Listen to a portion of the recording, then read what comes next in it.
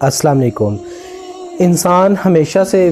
اسی کشمکش میں رہتا ہے کہ اس کے پاس جو ہے وہ دولت کس طرح آئے گی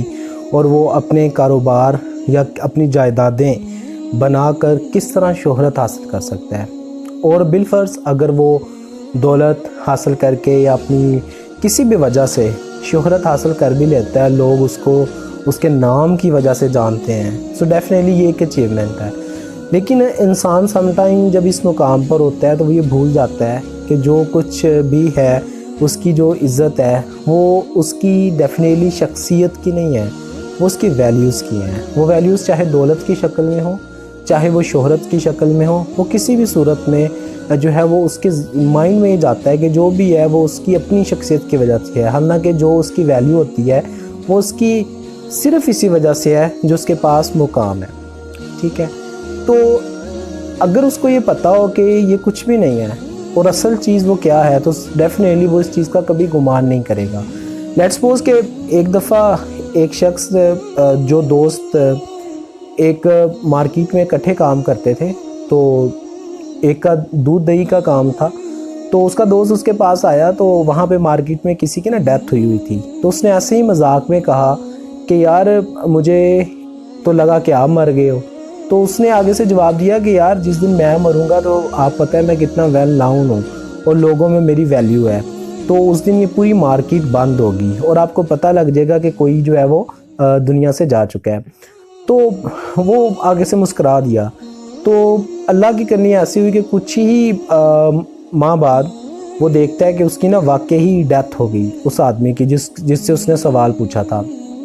تو جو وہ بڑا حیران ہوا کہ اس کی اپنی شاپ اس کے بڑے بھائی نے کھولی ہوئی ہے۔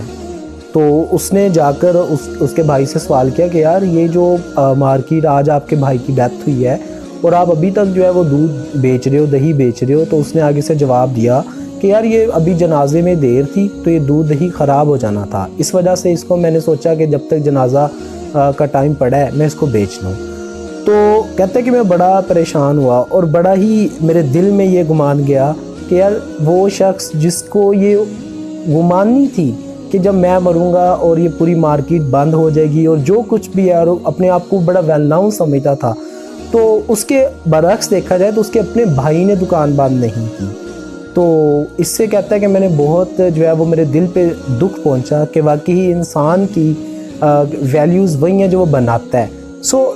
اس وجہ سے ہی کہا گیا تھا کہ اگر انسان کو پتہ ہو کہ لوگ اس کے مرنے کے بعد اس کو کیسے بھول جاتے ہیں تو وہ کبھی مسکرائے گا ہی نہیں۔ سو اس لیے ہماری جو اصل پہچان ہے وہ ہماری شخصیت ہے، اور وہ شخصیت میں جو سب سے پہلے ہمیں انسان بننے کے لیے کس چیز کی ضرورت ہوتی ہے وہ انسانیت ہے۔ انسانیت، چھوٹے چھوٹے کام جو آپ کسی کی مدد کرتے ہیں، جو آپ کسی کے لیے جو چھوٹے چھوٹے کام کرتے ہیں، اس کے علاوہ کسی کو خوش کرتے ہیں، کسی کو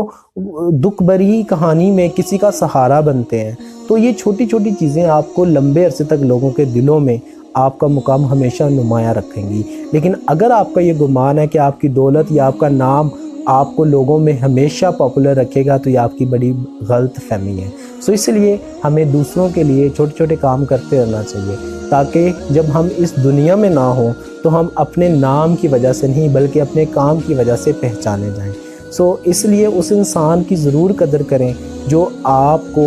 آپ کی دکھ بھری کہانیوں میں یا آپ کی دکھ بھری داستان میں آپ کے ساتھ ہمیشہ ہوتا ہے۔ بے شک ایسے انسان آپ کو قیمت سے نہیں قسمت سے ملتے ہیں۔ اللہ حافظ، اپنی دعاؤں میں یاد رکھیں۔ اللہ حافظ۔